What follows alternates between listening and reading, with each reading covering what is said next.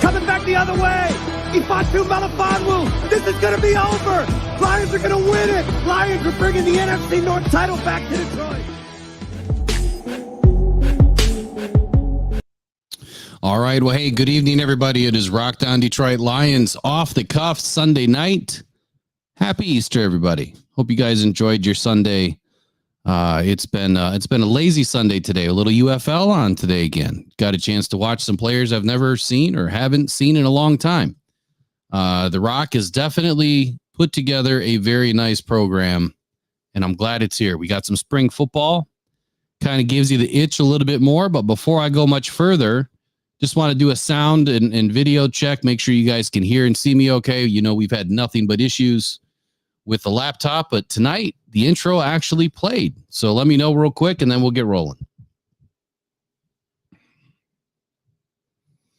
Sounds good. All right, we're good. So tonight, a little bit of a different lineup. We're not going to do like a typical Sunday night show where we're just talking about random stats and analytics and facts and Lion stuff. Still Lion stuff, but I think we're going to do it a little bit differently tonight. Tonight we've got a special guest from the not the same old Lions podcast. Matthew Soltesiak will be joining us here in just a moment, and we're going to talk about the futility of the Lions, the mediocrity of the Lions over the last 50 plus years, and now what's changed? Who are we? Where are we headed? How do we sustain it? I think are the three main questions that we're going to try to answer tonight. And with your help from the chat, I think that we'll get there. So we'd appreciate, any questions, any comments tonight to help us get to our desired ending, which is figuring out these Lions. So without further ado, let me welcome in Matthew Soltesiak from the Not the Same Old Lions podcast. Matthew, welcome in tonight to Rocked On Detroit Lions. How you doing? Hey, I'm doing great, Will. Thanks for having me on the show. This is going to be a fun night. Well, I appreciate you coming on, man.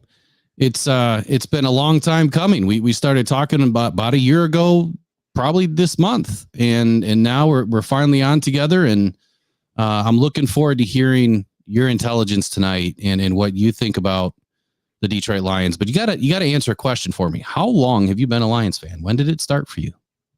I tell people the late 1980s, and when you're 10, 11 years old, you don't remember the exact year it happened, but probably around 1988 is probably be about the year I became a Lions fan.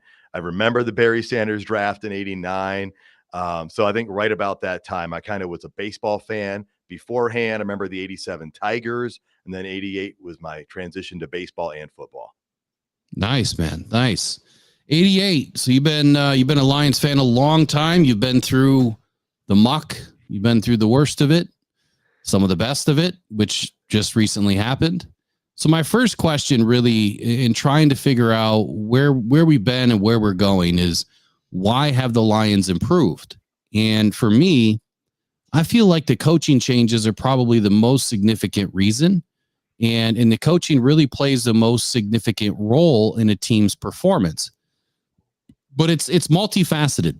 I think that the Lions have made some coaching changes, obviously with Dan Campbell and others, but they brought in individuals with strong leadership, strategic plans, motivational skills, in my opinion, have had a very profound and positive impact on this team's performance. So in your eyes, where do you see the Lions coaching changes, in the improvement category, or how do you feel about the Lions improvement so far with the coaching changes?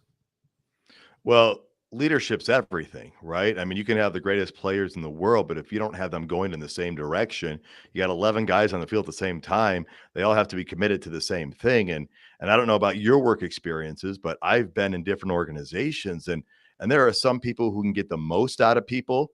They can get more out of people than those people even thought possible. And then you've got people who maybe get 70 or 80% out of somebody. So the players do matter and they're very important, but coaching often gets overlooked. And I've got to say, we all have to agree, nobody knows for sure which coach is going to be successful. It's kind of like the NFL draft. You can go in, do all your research, think you know who the right guy is going to be.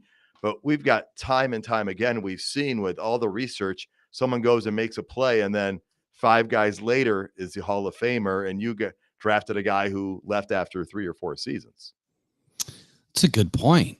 The draft kind of being like picking your coach, and you don't know. And we've seen that throughout the league. I mean, look how many coaching changes there was this year, or there were this year, about 7, I think there was, roughly. And yeah, I think that coaching is obviously, a big component to this. We've kind of seen our bumps in the road too, though. And so notwithstanding, the job that Dan Campbell has been doing and building his tree, we've also seen some fall out of the tree, I guess. They fired Aubrey Pleasant, right away after, 5 games last year. And then they hired Dre Bly this year. And neither of them worked out. Neither of them lasted longer than a season. And now we've moved on to Deshea Townsend, who's the passing game coordinator. And then on the other side, of the defense, you've got Todd Wash. Todd Wash leaves after 2021. He goes to Carolina, 2022. I think he went to Carolina in 2023. And the defensive front took a big step back under John Scott. So now we've got Terrell Williams in place. Why can't the Lions figure this out, I guess, is one question. Or is this part of the growing pains of rebuilding? As you would get better with a team, you kind of get better with your coaching tree. Where do you think that, the Lions are in building this coaching tree, and why they've kind of fumbled a little bit at a few key positions? Well, I'm going to say the fact that they're even building a coaching tree is a huge step forward. I mean, if you look at the history of this franchise, right, the long running statement has been no head coach has ever coached again after the Detroit Lions, as far as a head coach goes. So I think that's an important thing to look at. And we have offensive and defensive coordinators who are getting interviewed for jobs. No, they haven't gotten the head coaching job yet, and they've turned some down, but it shows the growth we've had and actually the stability at those positions. We've had an offensive and defensive coordinator in place. I mean, I know Ben Johnson took over halfway through as a de facto one from that first season with Campbell, and then was given the full position title the following year. But those two have stayed in place, even though they've been interviewed for other jobs. And we're pretty sure Ben Johnson turned down the opportunity to go coach elsewhere as well, or he at least removed his name from the hat before it actually became an official offer. So that right there gives me hope. Now, as far as why other positions change, I've got to believe that happens naturally through most franchises. Now, are they all fired? Probably not. Maybe some go take other jobs at other organizations that could be a raise or a promotion. But I would say the other thing is, you kind of alluded to it, Dan Campbell and Brad Holmes just started this 3 years ago. So you're figuring a lot of things out. I think we heard Campbell talk about how that very first year of training camp, like there's no muscle memory to go on to get things in place. It was building everything from the ground up. So I think they're putting things in place, and I think that's part of a work in progress. Man, that's a great point right there. No muscle memory to go on because, as we all know, as Lions fans, we haven't had anything to look back on and say, well, that was really successful. Let's do that again. Or, this worked, at this time, let's do that again. No, these new, this new owner's look, with Sheila Hamp. I mean, she's the principal owner now, 5 years, I think. I think it's been 5 seasons that she's been the principal owner. But, I think big credit to her that, when she looked at this and systematically decided to bring everything back down to the, the studs, as you alluded to, but I call it the mud. I think that we went straight to the mud and started to rebuild. And they literally threw everything out. I mean, they gutted everything and threw everything out, even worked on the concession stands and the food, and started working their way back up. And I think that was the best thing that's probably ever happened to the Detroit Lions organization, is that they finally realized they needed a complete start over. Like, just press, the nuclear button and just redo it all. My second part of this, why are the Lions really improving? Why is this team beginning to, grow at a pretty meteoric rise? And I think it's player development. I think what you see now on the Lions, or throughout the Lions organization, is they are very keyed on player development and fostering a cohesive team, a dynamic team, one that can, be led by leaders throughout the organization and as players. The Lions have invested in player developmental programs. They've recruited promising rookies and effectively utilized their existing talent that they had, which they've now pretty much gone through. I mean, there's only a few guys left from the 2020 roster. But altogether, they contribute to the improvement of this team. So when we look at player development, kind of like what you were talking about earlier, as an employee, or depending on what type of position you're in, the employees underneath you, you need to develop these people to give you the best possible work, that they can do. So what are your feelings on the player development? And has this been a major shift for the Lions now moving into 2024? And where are we going to see some of these younger players end up being, more developed as they were before in 2023? I guess I look at that in a couple different parts. One, we have had player development at times. We had Quandre Diggs, we had Darius Slay, and we did develop players. But then sometimes with coaching changes, then the new coach comes in and makes new decisions. And so it affects the master plan of how you build the franchise, the blueprint, if you will. And so that turnover in coaching affects things. We also know that for a very long time, it seemed like every second round pick the Detroit Lions made didn't work out, whether it was just a bad fit or the player didn't live up to expectations or an injury. There was a long list of guys who just didn't work. And you're doing that year after year in your second round, that too is going to hurt. But I do think with Brad Holmes, with Dan Campbell working in unison, you are seeing great player development and you are seeing progress. And you're seeing people like Ifatu Melifonwu, third round pick, but you don't see much of him his first year. And his second year, injuries are playing a role and people are wondering where he fits on this team. And suddenly this year, you see an explosion in his talent and his playmaking on the field. Yeah, those are all great points. Before I move on to the next one, I want to welcome everybody into the chat tonight. I know I'm a little bit behind here, about 13 minutes behind.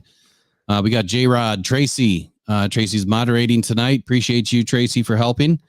We got Colby Stacy. Who else is in here? Lone Wolf, Bobby Tarantino, J-Rod. Who else? We got Steve K, Four Door Glory, Donkey Kong. Uper Lights, Eric Rintamaki's in the house. J Mommy, Steve Wilds. Appreciate you guys. The loyalty crew is what we call it, man.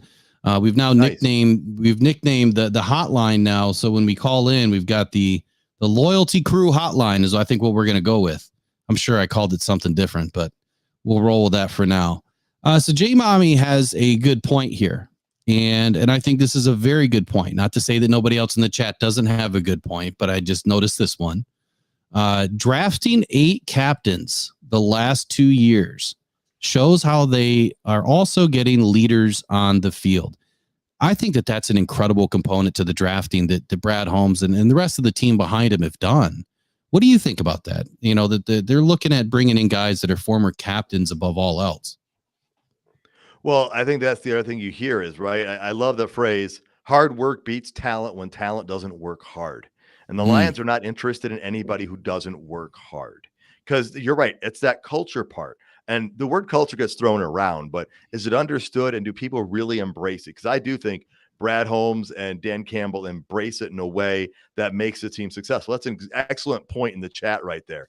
You're getting character guys, people who are going to push each other and not allow or accept another teammate taking a play off, because none of them want to do that. And so they're bringing guys in who are going to work together, who are going to battle together and battle for each other. I mean, that is a perfect example of great drafting right there. Absolutely.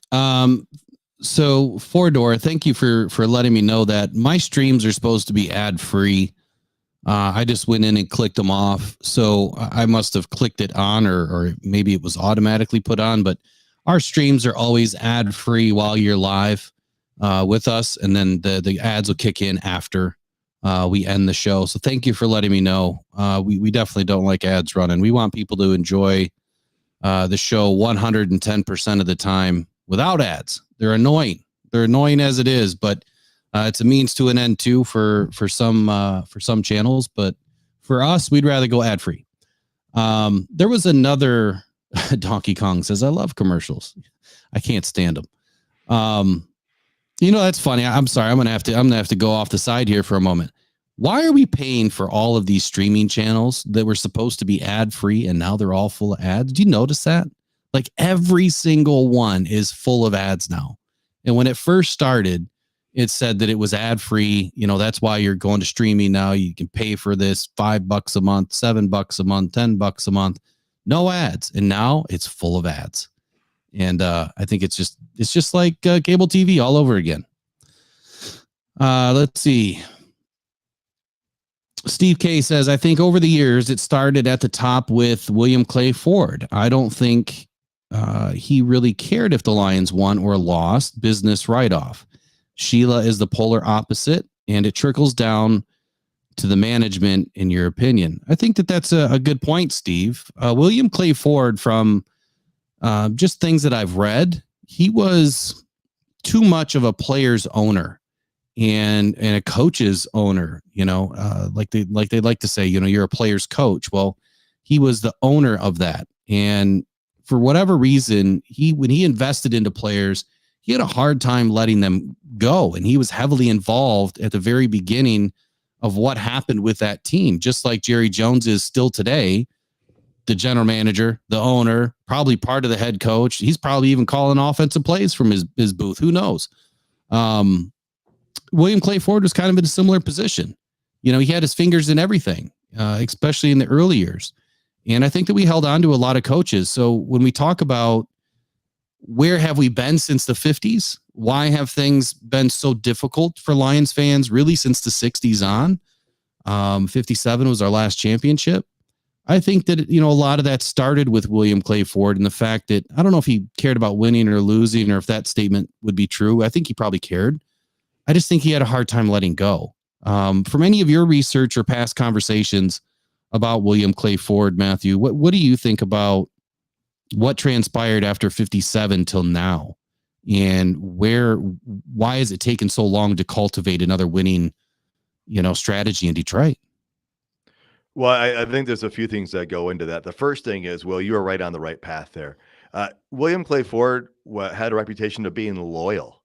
And that's something to, you can criticize or you can commend, and it can be a good thing or a bad thing, perhaps. But being loyal and caring is a strong quality. Now, unfortunately, maybe some people were given too much time and therefore things prolonged if something wasn't working. So that is a detriment right there. And that applies to whether it was a general manager or potentially a head coach. But I think, Chuck Schmidt was the general manager from, I believe, like 1989 to 2000. And during that time, they did bring in some good personnel. But then that personnel, we talked about homegrown people. Lomas Brown and Chris Spielman were homegrown talents. And unfortunately, they left and they weren't retained. So we went through different periods of ebb and flow where we saw greatness. I mean, the early 90s was a great time for the Detroit Lions. They had multiple winning seasons, multiple playoff appearances. And so you felt like we were on the rise to something, but then you saw some of those good players leave, and then you saw coaching changes take place. And sometimes with these coaching changes, you would see a player personnel difference. And suddenly, when Bobby Ross comes in, he wants different types of offensive tackles because he wants to do something different. And that's not a bad thing, but you saw the University of Michigan go through this before Jim Harbaugh came back. I mean, when Rich Rodriguez came in, he wanted to run a different type of offense that wasn't something that the Wolverines were used to. And they went through a bunch of this stuff as well. Now, obviously, they didn't go through it for the same length of time the Lions have. But we all remember the run and shoot offense. We remember how exciting that was. Then they went away from that. And so, again, I guess coaching turnover played a role in this as well. Yeah, that's a big one for me. The Lions have had, I want to say 30 head coaches since 1934. I think we're pretty close to that number. If it's not 30, it's 31. I mean, even in the last 20 years, you've had Dan Campbell, Matt Patricia, Jim Caldwell, Jim Schwartz, Rod Marinelli, Steve Mariucci, and I think Marty Morningwig was the last one I think in the 2000 era, or he was 2001 to 2002, somewhere in that range. Bobby Ross might have been the last coach that brought us into the 2000s. And I there was a number that I came up with, and I forgive me if this is partially wrong, but I want to say that we didn't have a coach that lasted longer than 3 seasons until Jim Caldwell. I think he was the most recent one. Was it Swartz too? Swartz made it 4.5 or something like that, or 5. Oh, Caldwell was 3 seasons, right? 3.5 or 4. I think he made it 4. Okay. Caldwell made it 4 as well. Yep. He had 3 of his 4 seasons were winning seasons too. Yeah, that one still kind of burns me up, man. Jim Caldwell was right there. And I just feel like Quinn just had it out, man. He just wanted his guy, Matt Patricia in there. He wanted another, Patriot to help develop the Patriot way, in Detroit. And it didn't work. It was never going to work. And I think that we've seen that. Every coach that came from the Belichick tree really hasn't done anything in the league because they try to be Belichick and not themselves. So I think that that's kind of where I'm a good segue into this next topic is strategic acquisitions. I don't know how important it would be or how much more important it would have been had we gone in a different direction. I wonder if the Lions would be in the same place we are right now had we gone in a different direction than Dan Campbell. He has been probably the most perfect coach, I think, that fits the mantra of Detroit. I mean, the city of Detroit, the people of Detroit, and the team. Being a former player, I think is big, but just the way that he cares, the way that he goes about his business, the things that he believes in personally. And I think that strategic acquisitions are very important. And Sheila Hamp and Chris Spielman, they did it right. They broke everything down and laid everything out and they went through it. I think that there was a list of what'd she say? 20 different coaches or whatever that they had a list of, but Dan Campbell was at the top. So then you have effective roster management. You have the acquisitions of your coach and then effective roster management through trades, free agency acquisitions, and draft picks that can all strengthen a team. If the Lions, continue to make the trades or acquire the players that they are, how do you feel that this team is going to sustain the success that we just had into the future? Do you feel like we're doing enough? Are you in the same boat as Brad Holmes, that this was the best free agency we've ever had, or do we need to do more?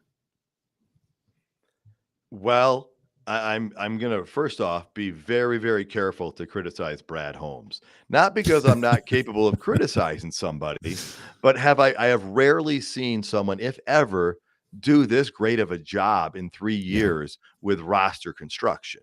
Now, I am going to come. I do like his approach. The fact that we're not overpaying for people, and overpaying means you have to pay someone to come there because they don't want to be there. We've done that in the past. And so I want them to pay the players as much as they can because I do know how hard of a game it is. But there's a salary cap. You have to construct a roster with so many players and you have a finite amount of resources. This isn't like Major League Baseball where you can spend as much or as little as you want.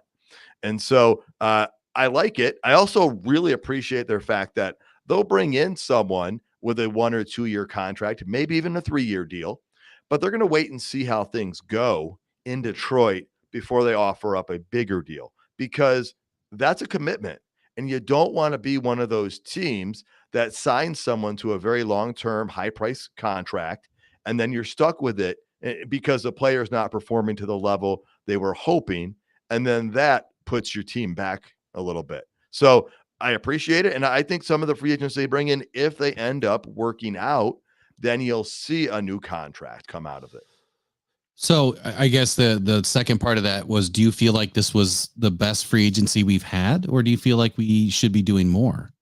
Like, are you happy with, and I'm not saying you have to criticize Brad Holmes or anybody, but in your own opinion, was there anybody else that you wished would have been selected during the free agency period? Did you see a bigger need somewhere? So they took care of offensive line, which was big. That was huge. I wanted a veteran person on the offensive line, left guard. Zeitler seems to be like the perfect guy. As far as defensive back goes, the more I learned about Carlton Davis III, the more I liked it. Amik Robertson was also big. I thought those were big. And bringing Emmanuel Mosley back made so much sense because you weren't bringing him back to be a starter. You're bringing him back at a very discounted price, and he has so much upside. I'm glad they did not trade for L'Jarius Sneed and pay all that money because it goes back to what people wanted last year. And Lamar Jackson is a phenomenal player, but a lot of people wanted us to give up 2 first-round draft picks and pay Lamar Jackson $45 million. Now, maybe that is the right move in some people's eyes still, but that does a big thing to your salary cap, and it takes away a lot of building potential blocks. So I know I'm digressing here a little bit, and I know No, that you're Jared good. Goff is not in the same category with Lamar as far as his movability, his scrambling skills, and keeping a play alive a little bit. But Jared Goff is a pretty fine quarterback. I think we will agree. And if you can put those other guys around him, that would be great. Now, back to, did we do enough? I think DJ Reader was the right person on the defensive line because we didn't overpay. Would I still like us to sign another defensive back based on the recent developments of the release of Cam Sutton? Yeah, I would like another defensive back brought in. If Gilmore was interested in coming for a 1-year deal, that would be amazing. I don't know what that price tag is going to look like, and I don't know what everything looks like going into the draft. Maybe after the draft, something happens. There's a couple names that have been floated as potential guys we could trade for later on, but I would probably like one more guy there. As far as the secondary goes, we have the safety position with CJ Gardner-Johnson gone and Tracy Walker gone. We need another safety, and we need someone who can be a starter, if not a starter. Kirby Joseph and Ifatu Melifonwu, I think, are great starters, but you have a huge drop off right after those two, where before you had like 4 guys for 2 positions. So, you need to bring a veteran in that position. And that might happen after the draft as well, because you might start seeing some guys who want to wait and see how teams look before they sign with somebody. And then they draft that position. And then that player is like, wait a minute, how am I going to fit in? So as far as, is this the best free agency under Brad Holmes? I'm going to say yes, because 2 years ago, I loved the DJ Shark signing, but it didn't really work out. He was banged up a lot and didn't perform a ton. Last year, I was ecstatic with Emmanuel Mosley and CJ Gardner-Johnson, but injuries took place. And so you can't account for the injuries, but both of those guys barely saw the field. And so I guess, actually, this probably is the best free agency class of signings under Brad Holmes. What are your thoughts? Yeah, I would agree. I think it's the best free agency, but I'm still wanting more. So let me unpack a few things here. Emmanuel Mosley. When we found out later that it's really more of a depth piece and the contract was very favorable, I was good with it. I was shocked in the beginning, but I can't say I was shocked because like 6 weeks ago or whenever he was in the press conference after the season ended, he gave us the keys. He told us he was signing Emmanuel Mosley again. He did. I put a video out about it and I said, did you just hear what Brad Holmes said? He's bringing this guy back, and 2 ACLs, he don't care. So the fact that it was like a vet minimum deal almost, I'm good with that because he doesn't need to start right away. On the safety side of things, I think you're spot on, man. You lose Tracy Walker, who didn't help us out enough last year. Not really quite sure what the heck happened with him. He was so promising, but then everything just kind of fell apart. Maybe he was still battling back from his injury, because you got to remember the year before he got banged up pretty bad and he just didn't bounce back like we expected, but he was also part of the Quinn Trisha era. And I just think that in Brad Holmes' mind, what does he always say? I got to know these guys. Well, he knew them, but they weren't his, those weren't his guys. So he's going to keep the ones that overproduce, that produce at a high level, like the offensive line. And the rest of them, I feel, are just kind of dead weight until they're not. So as far as safety goes, though, the unique position that we're in is Brian Branch is a safety, and he can play the free safety position. So there's been a little bit of speculation that if we're in a pinch and we do need a safety, we have Brian. And I would say that Brian is a major upgrade over Kirby Joseph. Kirby had terrible grades last year in the 40s. He was getting burned left and right. He had a few interceptions or whatever, but that didn't make up for all of the big plays that we lost to Kirby. The year before that, I mean, yeah, he had an incredible season, but it just didn't translate into 2023. So I would say that we definitely need a safety. And I love your point there on after the draft, because right now you have a boatload of safeties sitting, waiting. And that's Brad Holmes said it the other day too, that, some of these things will happen after the draft because these guys that are 30 years old, like, Justin Simmons, they're looking to join a contender. They're ring chasing at this point. He's at the end of his career. He's not going to want a ton of money, but it's going to be enough. But he wants a ring. So I think that, whatever team he joins is going to get a phenomenal safety. Could be the Lions. We don't know. There has been some other guys floated around for corner. I don't know how much validity there really is to any of it, but I will say this. The L'Jarius Sneed thing kind of bothers me. And maybe it's just a complete culture thing and a fit thing that we don't know. We just don't know all of the things that they have on these guys. They have dozens and dozens of packets of pages of info that we'll never see.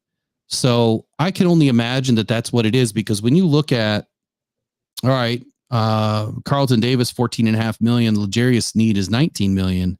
And even at his guarantee of 55 and a $20 million signing bonus, you could have locked up L'Jarius Sneed for cheaper in year one than what you paid Carlton Davis in year one.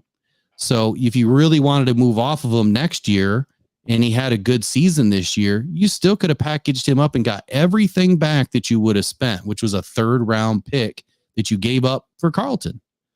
So that's where it kind of burns me up. It's like, that there was a number one, probably the best corner available right there, and you didn't pull the trigger. And then you brought in another guy that we hope is going to stay on the field. So that's going to segue into one other thing, or the next subject, injury management.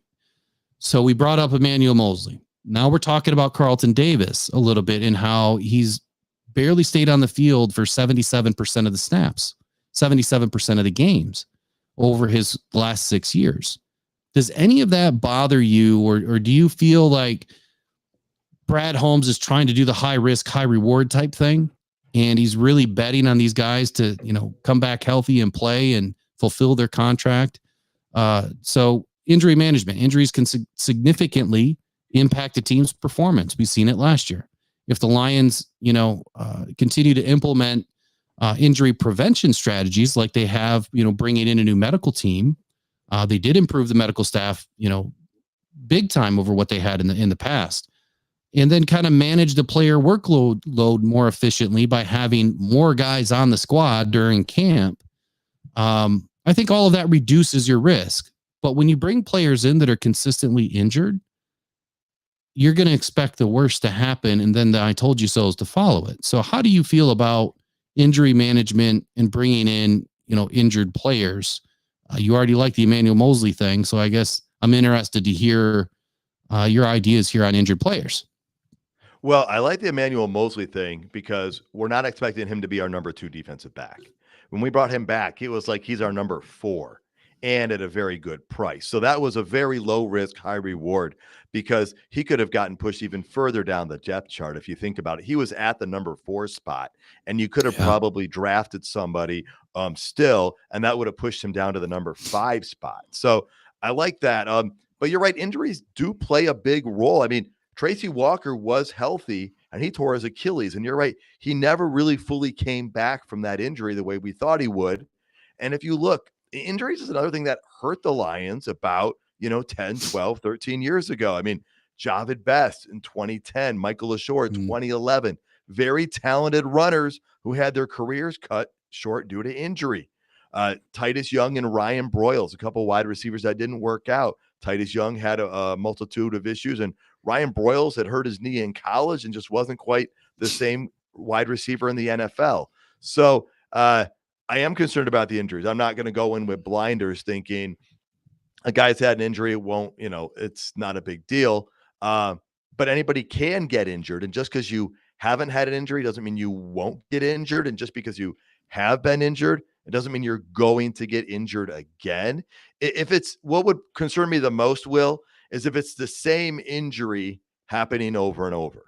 If it's a repetitive thing and you noticed a drop in play from that injury. If Mosley tore his same ACL again, I don't know that we're re-signing him, but it's a different one. DJ Reader had an injury in his other leg, not the same leg. And so you got to elaborate. What did I say something that struck an idea No, with you? no, I just I like how you said if it was the same one, we probably wouldn't have brought him back, but it was his other one. So it was kind of funny the way that you said it there. It was enlightening to think, well, shit, it wasn't the left one, it was the right one. So it's okay. If it was the same one, that would be a problem. Right, because then it could be a chronic repetitive injury that one might not recover from. And so yes, you have to be concerned, but you're getting a discount on this, and as far as the price goes, so you're not overpaying, and you could get the reward. But you're absolutely right. Some of these moves might not work out, and if you look at any team's free agent signings, odds are 100% of the moves don't work out. Now, what can you do to increase the chance? I mean, anyone would say a person being completely healthy would do that. I believe DJ Reader's working back from injury still, but he's on track, and we know Mosley. But I don't think anybody else is currently injured. I know Davenport was banged up last year, but I thought he was healthy at this point. And we're paying like half of what the Vikings paid for him. I think the Vikings actually have more money on the books for him this year than we do. And he's not expected to be a starter. He's expected to be a rotational guy. So there's always a chance we draft somebody in that spot to go up and maybe be a rotator with him to maybe even win the position. But you're right. There's a lot of attention given to the injuries, but we're also not making long-term commitments. And I don't see any holes, except I did in the chat. Somebody brought up Josh Reynolds because we're talking about the free agent class and re-signings, and we didn't get Josh Reynolds back. We got Donovan Peoples-Jones back. And, I know a lot of people are down on Reynolds from a couple of the drops in the NFC Championship game that you and I were both at. And those were tough. Those are really tough. But he did come back and make a good catch later in that game. So it's not like he didn't do anything. And he made a lot of great catches throughout the season. He is. I remember when we got him off waivers, and I was so happy when they re-signed him to a 2-year deal because I thought he was a quality depth receiver that has a good rapport with Goff and has height. We don't have a lot of height. Donovan Peoples-Jones and Antoine Green, I believe, are both 6'2". And Josh Reynolds was 6'3". So the fact that Reynolds is not coming back, that makes me feel like we kind of want to bring in somebody else that is 6'2" or 6'3". You saw the Lions try and do that right before training camp last year. I know Jamison Williams is probably going to get a higher snap count this year just due to the evolution of his game, but you're still kind of like that tall guy where you can throw the corner post to in the end zone and or just having a different sort of mismatch with the defenses. So let me try to unpack some of that. Man. All right. So I'll go in reverse here. So Josh Reynolds, absolutely wish he was back on this team. We knew that if Reynolds didn't sign right away and DPJ signed, it was going to be outside looking in for Reynolds. And that's what it was. The Lions weren't willing to budge off their number. He got, a better number potentially from someone else. We'll find out at some point if it was a better number or not. To not back Josh Reynolds into a corner. Look, his drops were untimely, but he did so much for this team. And that's not why we lost that game. And I know you guys have heard me say it 50 times in the last 6 weeks, but I'm going to say it one more time. We didn't lose the NFC Championship because of Josh Reynolds dropping a ball or two. We lost because of a culmination of things and the defense fell apart. They were celebrating at half. They didn't continue to press the gas. They got too aggressive on defense. I mean, there's so many things that I could say.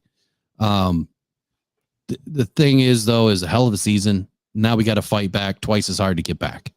I'm excited to see DPJ finally step into a bigger role. I think that he'll be able to earn it this offseason and be able to have more time with Jared Goff, which we know Jared Goff needs that certain level of trust in his receivers.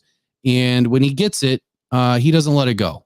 And I think that's what you've seen with St. Brown. That evolution of St. Brown and Goff, incredible.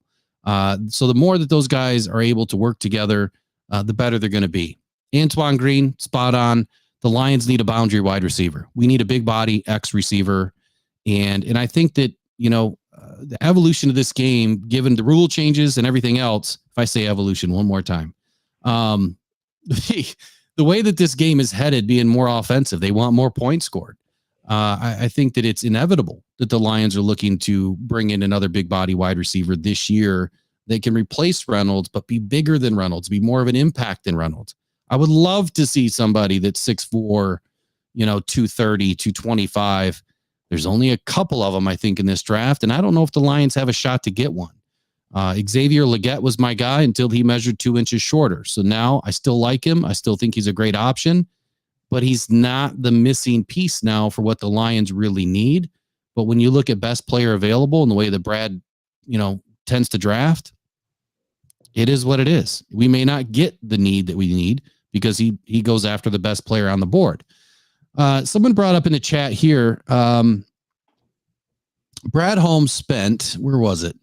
It was a $25 million comment. And this is kind of enlightening because when you look at this last free agency, and to keep unpacking this, Reader was a steal. 29 million, 2 years, 9 million guaranteed, absolute steal. If he's healthy, hands down the best free agent that we've ever brought in my opinion. Alex Anzalone right now, in my opinion, is probably the best free agent he's ever brought to this team.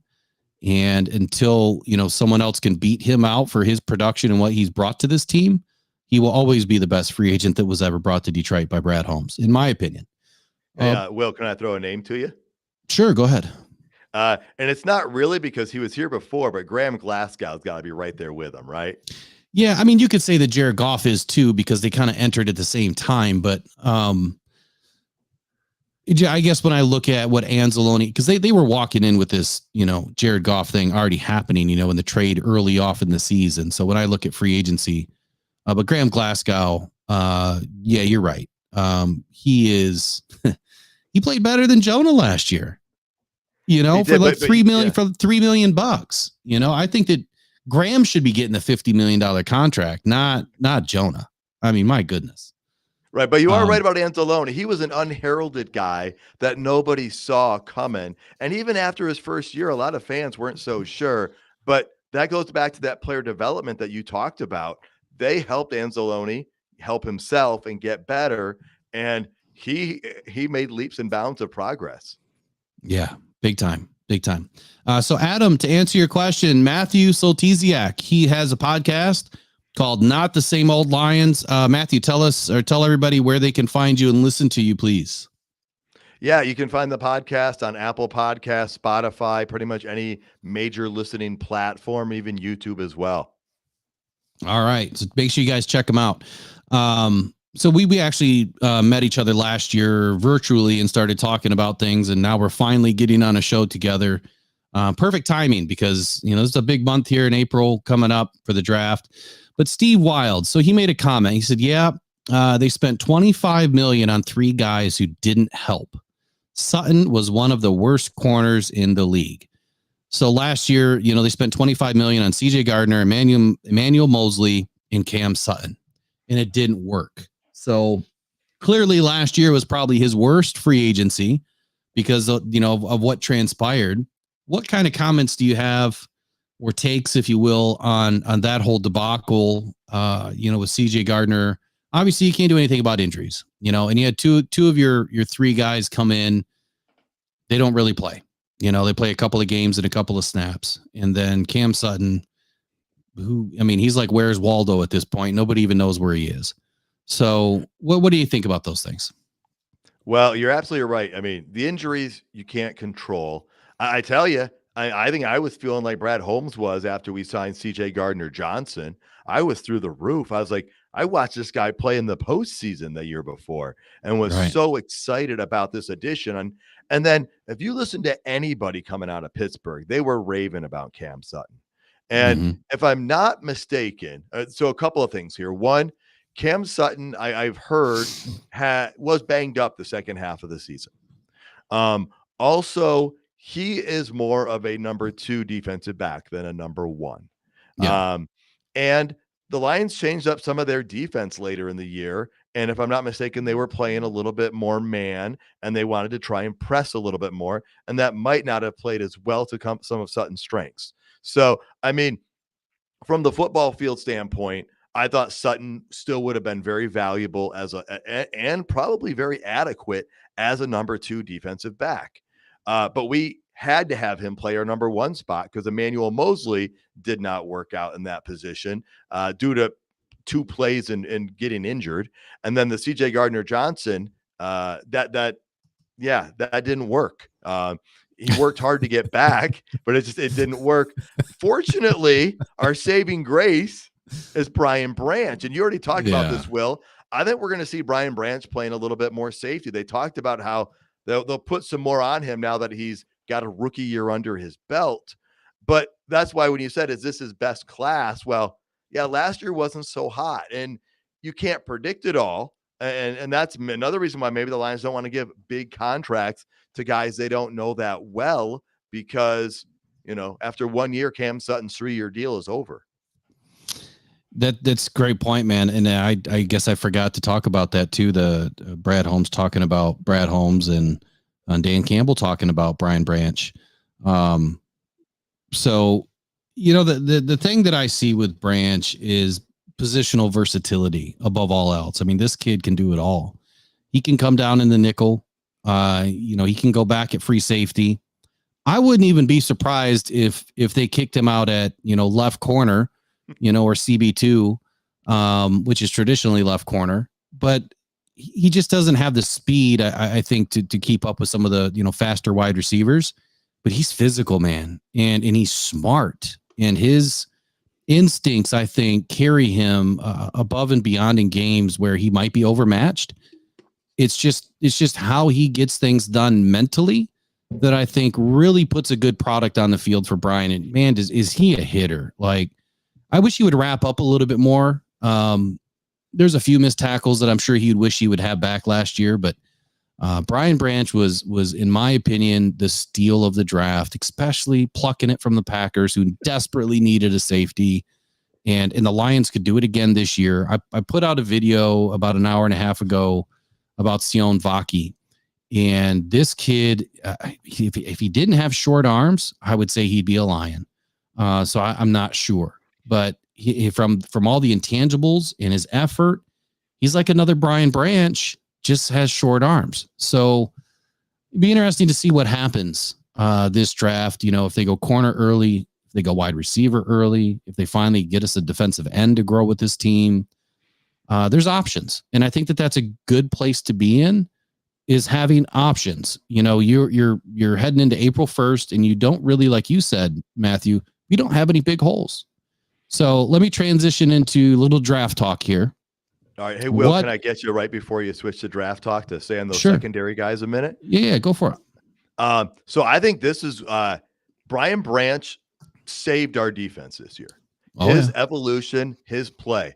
And with Emmanuel Mosley and CJ Gardner-Johnson going down, he kept it going. I'm also going to say, I thought about this a week or two after the season. I think Emmanuel Mosley's injury, that's an injury a lot of people may have overlooked throughout the whole season. If Emmanuel Mosley is healthy, Cam Sutton's DB2 on that team last year, and Emmanuel Mosley's number 1, and our defense looks a lot different in the playoffs. 1,000%. I've said that a lot here, that I never believed for a moment that Cam Sutton was supposed to be CB1. I firmly believed that he was CB2, and Emmanuel Mosley was going to come in and compete and take that position. And unfortunately, as you remember, it was 4 weeks before opening week of the NFL season, and Emmanuel Mosley had the cleanup procedure, which knocked him back. and it knocked them back. Maybe it wasn't 4 weeks, maybe it was 2 weeks, but it knocked them back, roughly 6 weeks. And, he never made it back to the field because, the Carolina game, he went down again. So there was another question in here, Adam.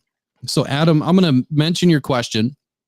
We'll see if Matthew has a response, but I'm going to tell you right away. I have no idea who the Seahawks drafted in 2010, but I think that this is a great question to kind of look at some similarities, because right now, when you look at the Lions spending behavior, it is like identical to the Kansas City Chiefs. And when you look at how much the Lions and the Kansas City Chiefs have spent on certain positions, it's almost identical. It follows a nice little trajectory. And I think that right now we're both 17th and 18th, or last year we were 17th and 18th, respectively, for spending behaviors in certain categories. So we are neck and neck in a lot of different areas. And I know that that's a big, wide open statement. There's a lot that goes into that I'm not going to get into tonight. But your question is, do I see similarities between the Lions' current team drafting and the early 2010 Seahawks team drafting? So, Matthew, do you have any recollection of what the Seahawks did back then? Well, I quickly looked online here to see that in 2010, they drafted Russell Okung, offensive tackle, at number 6, Earl Thomas, defensive back, at 14, and then Golden Tate in the second round. And so I'm not quite sure if we're looking at the Lions going with a wide receiver this year and offensive and defense. I mean, those are all positions I can see the Lions drafting in the first 3 rounds this year. Yeah, I don't know. I'll have to come back to this one, Adam. What I would employ you guys to do is send questions in to the info@rockedonpodcastnetwork.com email. And I am going to change that email soon, so it's nice and short. But send questions in before the show. So this week you'll see on the channel that I've got all the shows lined up for the whole week.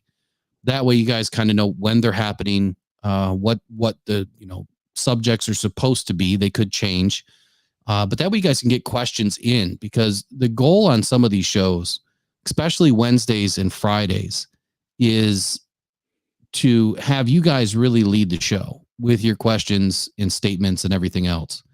So please do send us in some questions, and then we'll get to them, and we'll do kind of a mailbag, quote unquote mailbag. I hate that term, but we'll get to it. Colby Stacy, shout out for your $3 super chat. Much appreciated. Next time, send us in a question or a statement with it. Let me dial you up some good old Dan Miller here. Or maybe not. Hold on. Here we go. Intercepted. Coming back the other way. Ifatu Melifonwu. This is going to be over. Lions are going to win it. Lions are bringing the NFC North title back to Detroit. Donovan Amos, I just saw your statement there. How am I still alive? Someone gave me 5 coffees.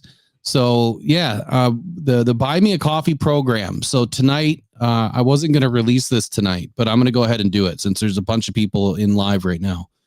We're going to be starting a 50-50 raffle, and or at least it's a raffle. I don't know if it's really 50-50. I've got to buy a license through the state. It's a whole thing.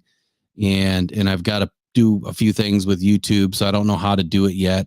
But here's the goal. We're going to be putting together some raffles, and we're going to be putting together some jerseys and some autographed memorabilia for the draft night.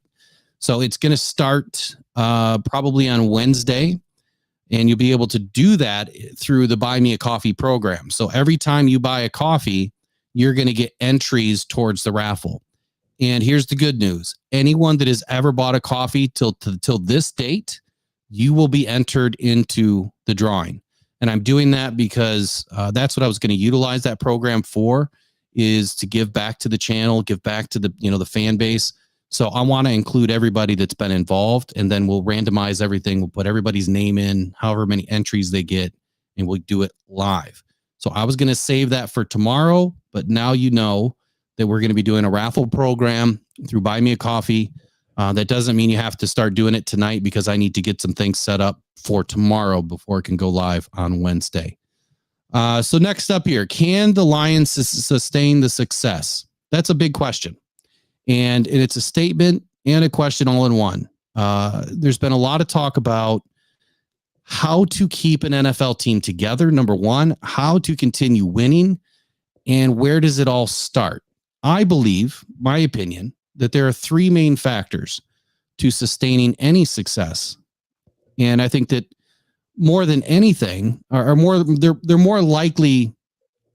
We could probably point to 50 different things. Honestly, we really could. There's probably 50 different things out there that we could talk about with sustaining success and what the Lions need to do well, honestly.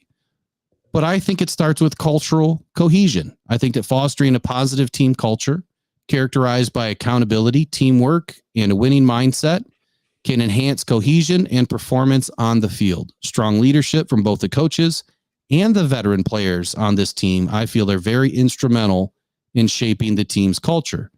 So, Matthew, when we start talking about sustaining this success that they've recently reached in 2023, where do you view the cultural cohesion on your list? Where would you place that if you had 10 different things? I'm putting it right up there. I mean, I know it's a word they've used a lot, culture and grit, but I think those are the grit defines their culture. And I think you've seen it. I mean, the Lions, look at the second half of 2 years ago, not this year, but the year before, right? The Lions have started 1-6 that season, and that they didn't give up. And that's because they believe in the people they're working with and working for.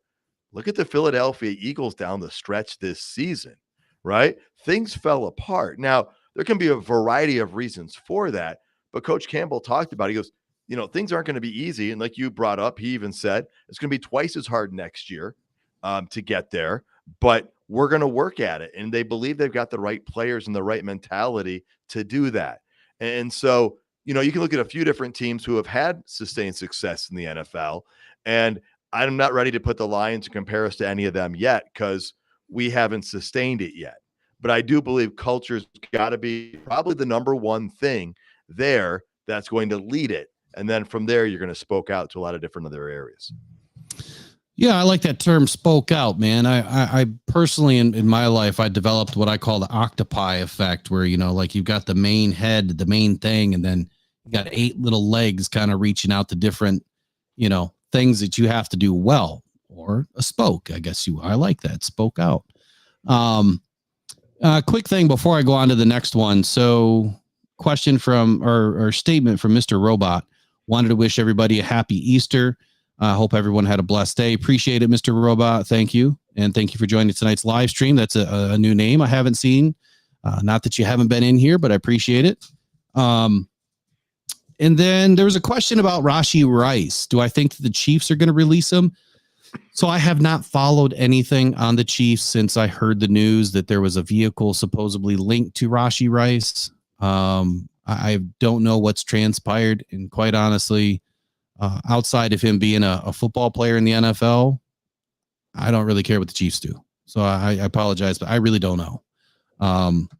I would be surprised, until there's more information. If there hasn't been any information yet, I would be surprised that they would just cut somebody without knowing what happened. If he's definitely at fault, then we'll see what happens. Traffic tickets, I think, are a little bit different than what's going on with Cam Sutton.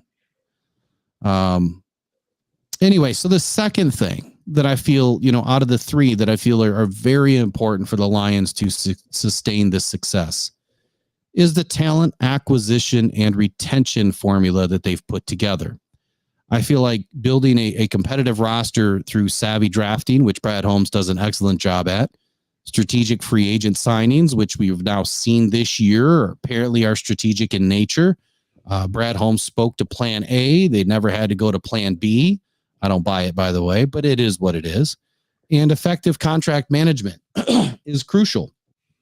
And man, the contracts that we've seen now in Detroit, they're so different from where they used to be. They are utilizing every tool in the tool shed to make these contracts happen and to not cripple the team and still have, enough funds left over to have a rainy day fund, which is perfect for any team that needs to make a run in October or, near the trade deadline where they need to pick somebody up.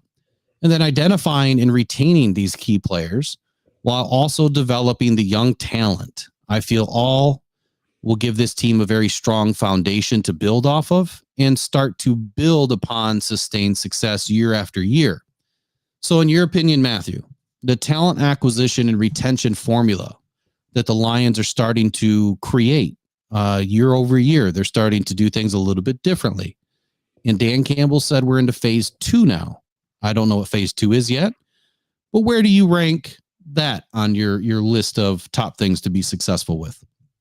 Well, sustaining is going to be different than building, right? What they've been able to build is you start with nothing and you've seen these players get better, but that's because we've drafted so well.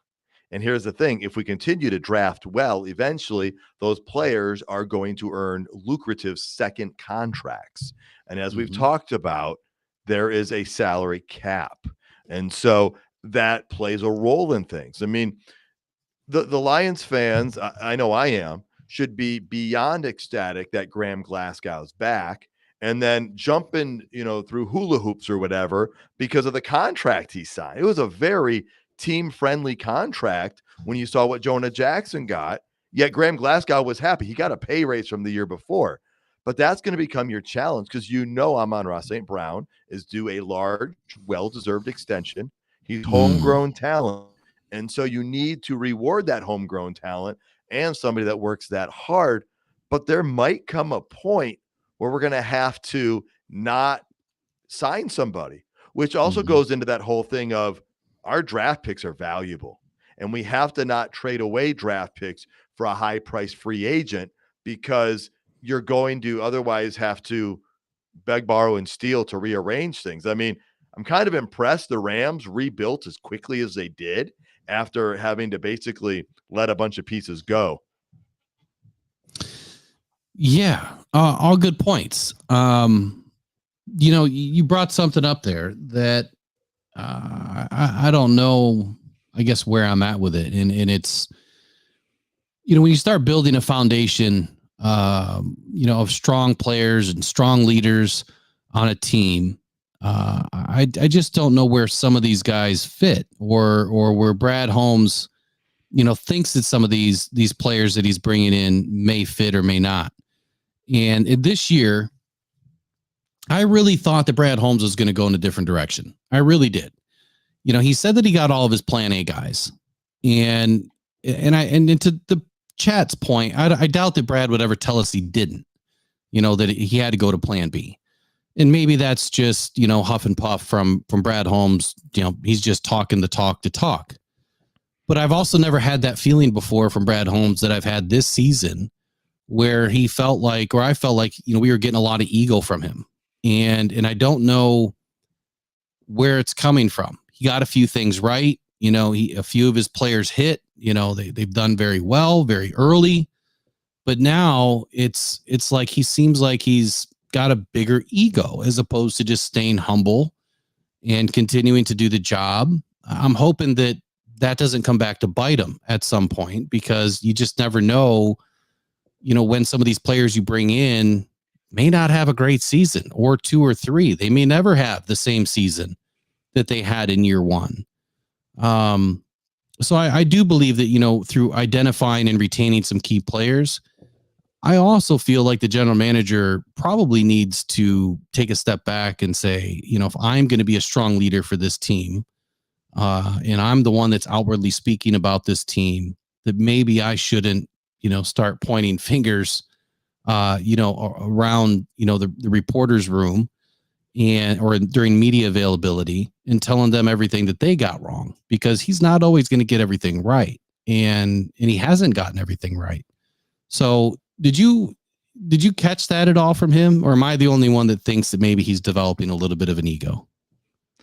Well, I know what you're talking about with him basically going into the reporter's room and pulling out the receipts and talking about things, because I mean, you know what though? There's a lot of heavy criticism given to him after that draft. And I did some shows about it, and I put some posts and I said on social media, this draft is going to age well for the Lions. And someone's like, drafts don't age. And you should, I understand positional draft value or whatnot, but I also said, think about how much more difficult an offense is to defend against when they have a good running game. You look at any good offense with a good running game, it brings a whole nother set of weapons to them. And so the Lions were heavily criticized that first night. And, I didn't see, Jahmyr Gibbs coming at 12, but I was thrilled because I wanted them to draft the running back in the first couple of rounds. We all thought it would be Bijan. And then the Jack Campbell position seemed great because he was the highest rated linebacker. And at that time, we were really concerned about the linebacking room, which, man, that may have been the most improved room in the offseason for us, that linebacking play. It was so impressive last year. So I think that might have been a little bit of him just reacting to amount of all that criticism. But to keep the culture right, the one thing the Lions will need to do, nothing stagnant in life, right? You do need Holmes and Campbell and Sheila and Rod to all continue to work together well. And a perfect example to look at this is the early 90s Dallas Cowboys. Jimmy Johnson would have gotten them, I don't know, at least one or two more Super Bowls. They had 3 Super Bowls in like 4 or 5 years. They would have won, I believe, they would have won more with Jimmy Johnson. But Jerry Jones and Jimmy Johnson decided to go separate ways. And it wasn't until just this past year that Jimmy Johnson got put in their Ring of Fame or whatever they call it out there. So sustained success. I mean, look at music groups, right, that have had success throughout the years. Nothing stays stagnant. It's always evolving and always growing. And what you got to do is continue to work together when certain variables change. That's a good statement, man.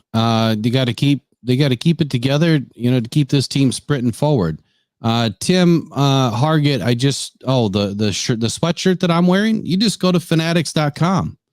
You can probably also right now. Oh yeah, they're only like $60 now. They were like darn near $100 when I first got it. And depending on what size you wear, I have a XX that I'm going to be giving away on draft night. So that'll be part of one of the giveaways on draft night. It's a XX.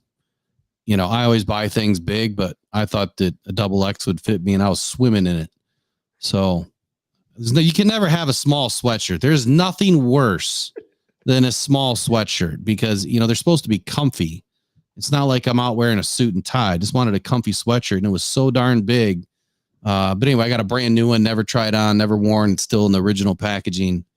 But anyway, I bought a couple of them and it just didn't work out. So third thing that I wanted to address with sustaining this success here is continuous improvement. And you just kind of touched on it a little bit, but embracing a mindset of continuous improvement, at all levels of the organization is key to sustaining success. This includes, in my opinion, regularly evaluating the performance of the players, the coaches alike, learning from both the success and the failures that you just went through, in striving for excellence in every aspect of the team operations. I think the Lions nail this every year. I really do. The one thing I'm a little bit worried on, or maybe miffed on, is the performance evaluation aspect of it. Are there any players that you feel didn't deserve to come back this year that are currently part of this team? Or do you think that the players that have kind of shed either naturally or let go or not retained during free agency were all the right moves that needed to happen? And I guess the second part of that is continuous improvement. Where do you feel, or how do you feel about that mindset of being able to improve all levels of the organization year over year? Yeah, I guess I would say I don't think there's anybody they brought back that I wouldn't have brought back, because let's remember something. They're going to bring a lot more people in the building before the summer's over, and they're going to be competing and battling. So if something doesn't work out, you'll find out in August.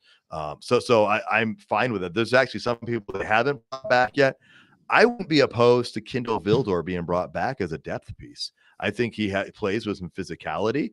And again, I don't know if he would make the final roster, but I think he's a guy that I would bring in at a great contract for depth on that secondary.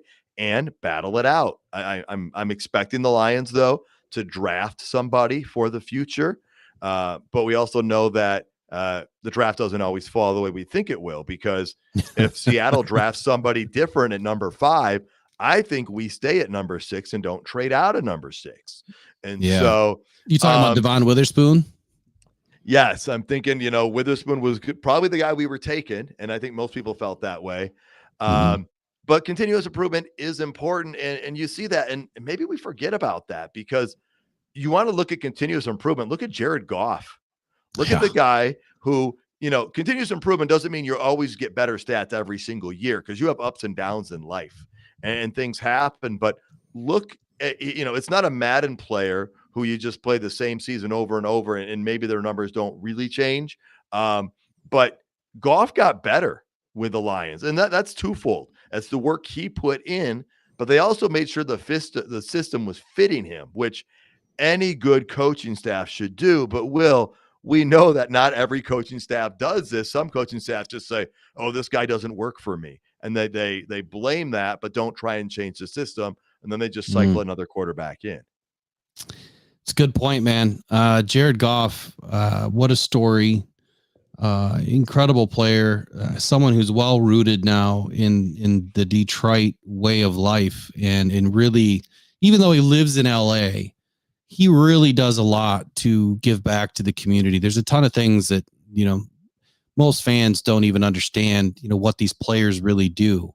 But if you do a little bit of research on any player and you find the foundations that they're a part of and the things that they do, it's incredible how much they really give back.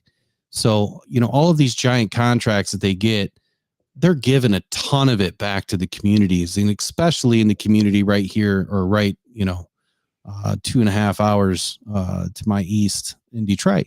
And I think it speaks volumes, of the type of people that the Lions are bringing in, the players that want to be a part of the community and get back to the community, and how much they respect us as fans and how much they want us to be part of the journey. But Jared Goff has been incredible so far. There's no reason to move off of Jared Goff, even at $50 million, in my opinion. And we'll come back to that. There's no reason to move off of him. So to the people in the chat, so I do have a full line of Villain Squad apparel. So my apparel line is called Villain Squad, and I had a store up for, 6 months or so, and I kept having issues with Google. So Google kept doing something or saying that something wasn't right in my store, which was built through Shopify, and everything was all legit, and it was connected through merchant accounts. And anyway, I kept having difficulty with it. So I put the store on pause, and it'll be back up. I have all sorts of rocked on gear and custom designs. I had over 300 designs that I made myself.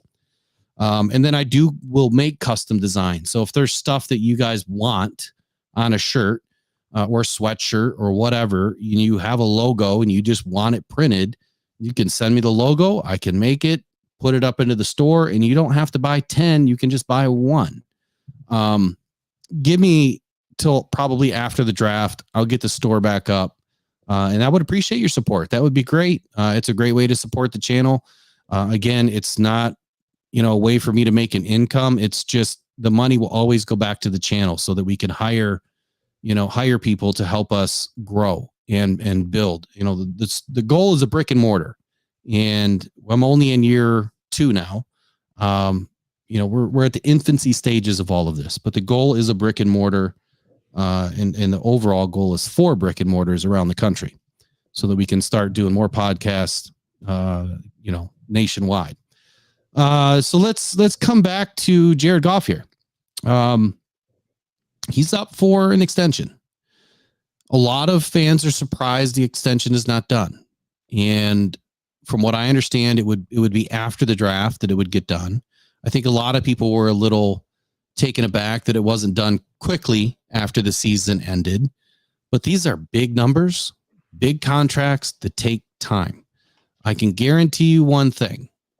If an extension is going to get done, it will be done before the season starts. The last I heard, it could take as long as the summer, but the source and information that I had was they're going to wait until after the draft. They're focused on draft, and they'll get it done, sometime in May. So either way, May, June, July, as long as it's done by August and they can, put that on the back burner and focus on football, that's all I care about, because doing contracts in the middle of the season has only hurt teams and hurt the player that's getting extended. So, Matthew, what do you think about Jared Goff's extension? What are you comfortable with, money-wise? And how do you feel about, the large number, and can it affect the team from maintaining the players that they have now and adding new players in the future?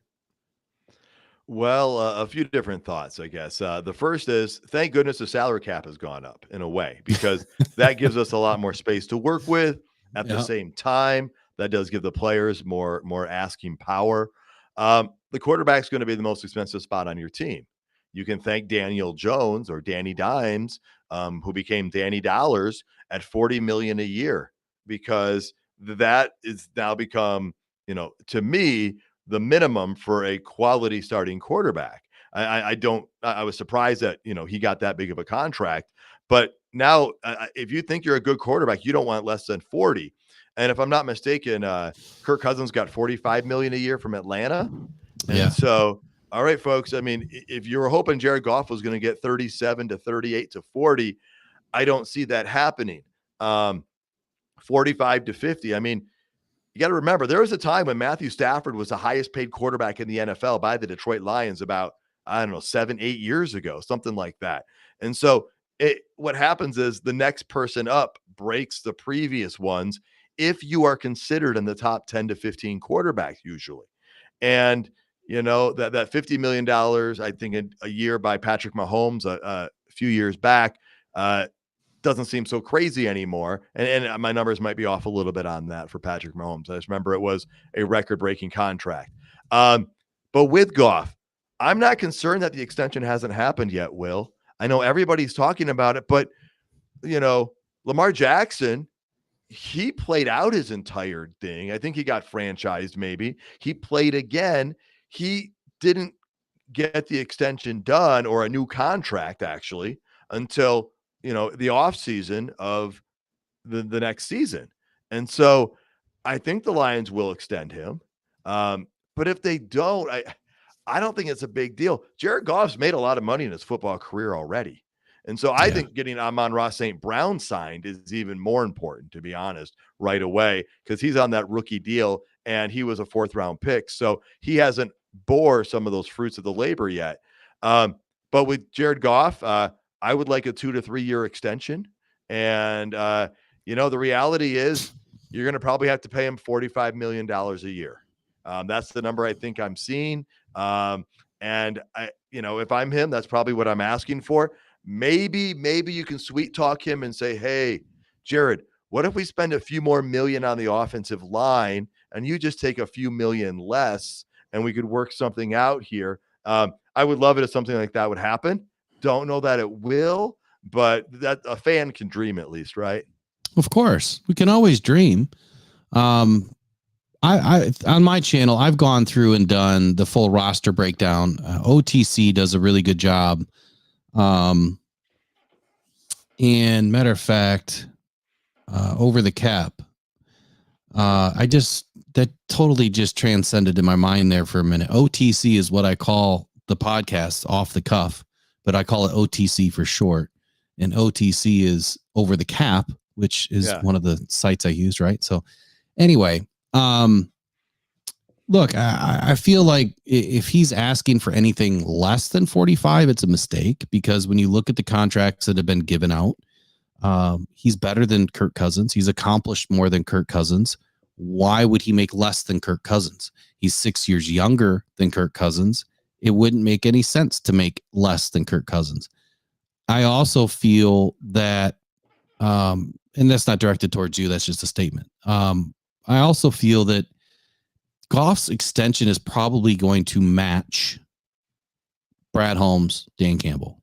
So they're extended through 27. They're going to keep it cohesive through 27 and keep him around, keep everybody in the same boat, because if it all falls apart, then they all go. That's what usually happens. The GM, the coach, and the quarterback all go. So you might as well keep it all in the same boat, all together, extend them through 27. So that means it's a 3-year deal, 3-year extension. Yep. And three years at, let's just call it 50 million, because you pay a little bit more on a short deal. You save a little bit on a longer term deal. I mean, that's just the way the business works. Sometimes not in the NFL, because they feel like, well, contracts are going to go up and I should get paid more and blah, blah, blah, blah, blah.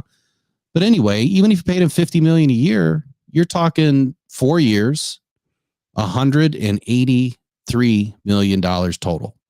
That's what it would be. That's this year's salary and 150 added on. So you're looking at 4 years divided by, let's just call it 185 to keep it nice and even. 46.25 million APY is what I think is the bottom number for him. In your opinion, does that hurt a team? Because that's what fans are worried about. They're worried that paying Goff is going to hurt the team. That we're not going to be able to sign St. Brown. We're not going to be able to sign Hutchinson. We're not going to be able to sign Aleem or, any of these other guys or continue to bring guys in. And from a flyover perspective, it doesn't hurt the team. Like it really doesn't. It's a percentage base move based on the cap, and the cap's trajectory is how I understand it. In your opinion, do you think it would hurt the team? Do you think that we wouldn't be able to retain the players that we need or get the players that we need? Well, remember when we traded Stafford for Goff and draft picks? Everybody thought the Rams had given Goff such a high valued contract and it was such a mistake and they couldn't get out from it. And last year, we had a very affordable quarterback because of that deal. And so as time goes on, these numbers do age a little bit. And, unless you plan on drafting a rookie quarterback in the first round and then on their 4th or 5th year, you trade them and you draft another rookie quarterback and you play this round robin, or I don't know what the right correct terminology is, but revolving door thing, you're going to have to pay somebody. And as Brad Holmes has said, it's easier to get worse than better at quarterback in the NFL. And if you look at the Lions' history in the NFL, they tried to get good at quarterback for a very long time. And you could argue they didn't really find success until 2009 when they got Matthew Stafford. They had gone a long time without sustained success. Now, there are some players who had some good moments. Eric Kramer came in for a half a season with Rodney Peete, and they won the NFC North, right? Scott Mitchell put up some great numbers at times, and won some games with them. But the Lions could not find sustained success at quarterback. And, if you look back, how often was it that we were looking at new quarterbacks for the Lions? I mean, before Stafford, you had Kittner for a couple of years, Harrington for a few, Charlie Bass for a few, Scott Mitchell. I'm going off the list here. You got Rodney Peete, Eric Kramer. I mean, I jumped over Dave Craig from Seattle, who came for a little while. So you know what? You're going to have to pay the $50 million. That is the reality of it. Now, would you rather be a team? I mean, look at the the LA Chargers, right? They got Justin Herbert. They're paying him a lot of money, and they're getting rid of their wide receivers, but they're keeping Herbert. And so the quarterback is the most essential position. You're going to have to pay him. Does it hurt? Technically, financially, yes, it does. You don't have as much money to work with. But is it better to let him go? I don't know that. I don't think so. And certain quarterbacks can elevate your team. Certain are elite, right? But there's very, very few elite quarterbacks. There's only one Patrick Mahomes. And so the other guys that are below him, there's a few guys you could put in that category, but I'm not sure, we could get in a debate on who they are. But I do know one thing. You probably don't want to be in the position of some of the other teams in our division. I mean, look at the Minnesota Vikings. They let Kirk Cousins walk at $45 million. So now they have Sam Darnold at $10 million. Sam Darnold might work out. I don't think most people believe that he's their long-term solution. They plan on drafting somebody. The Bears traded up for Justin Fields a few years back, and now they traded him away for nothing, and they're drafting again. And so to me, Will, I think you're probably in the same spot as me, is you're going to have to pay the $50 million. And when you factor it in with what he's getting paid this year, it brings it down to like 46.5. You said it's part of doing business, and you want the stability. If you don't have stability at quarterback, you got a lot of other issues that become issues. So you brought up Justin Herbert. He's making $52.5 million this year, 52.5, and he's done nothing as a quarterback. They're banking on his future, but he's done nothing. Now his cap hit, or his average per year, is 20% of the cap. Now the number that I was always taught for quarterback room in total is less than 16%. You want your entire room to be under 16% per year. So you might have 1 year that's high, and then 1 year that's low, and then 1 year that's high. So the one thing that I want to make sure that I explain to even some of the comments in the chat is, I've heard this, and I'm not going to call anybody out individually, but that Goff is limited, or Goff requires so much to do his job. The one thing that I want to drive home, and you can, Matthew, let us know if you agree or disagree with this. There is not one quarterback in this league that was in the top 8 teams to finish the season that did not have a top offensive line, that did not have at least one elite weapon to throw the ball to, that did not have an elite running back or a complement of running backs, that did not have, a top 20 defense. The majority had top 15. So it requires an entire team to be good. That's why it's the ultimate team sport. The goal is to have every position be as elite as possible.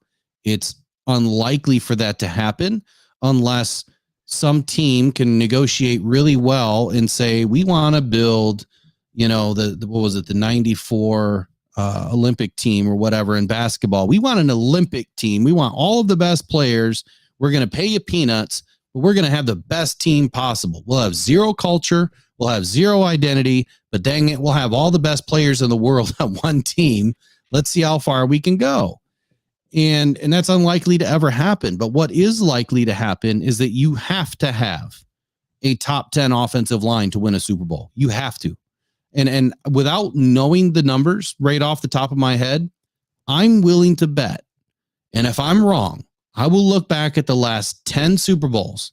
If there was not one top 10 offensive line rated at the end of the year that won the Super Bowl, then I will give somebody a pair of Blenders glasses as a gift, and I'll just pick it from the chat. So you'll get a pair of Blenders. If I'm wrong that it didn't require a top 10 offensive line to win a Super Bowl, someone's going to win a pair of Blenders, because Jared Goff is Jared Goff because he has a good team. Sure. But is the team good without Jared Goff is the question. What do you think? Well, the other thing, Will, is Hendon Hooker's our backup this year, and Nate Sudfeld. And so if you're talking about the total cost of the quarterback room, I mean, Teddy Bridgewater, I believe, was a $5 million deal. So that's the other thing they have, is they have inexpensive backups, which helps you, with some of that absorption for the cap hit with the $50 million. And, I also think there's something about mental fortitude, right? And hard work beats talent when talent doesn't work hard, right? We've seen some people in the NFL have the most beautiful throws in the world, but certain things just didn't last. And here's the thing I like about Jared Goff is the dude's been down. He's been kicked when he was down. He knows what it feels like. And you know what he did? He got back up and he fought back. And I mean, look at that. The Chicago Bears game in Ford Field is the epitome of what Jared Goff can be.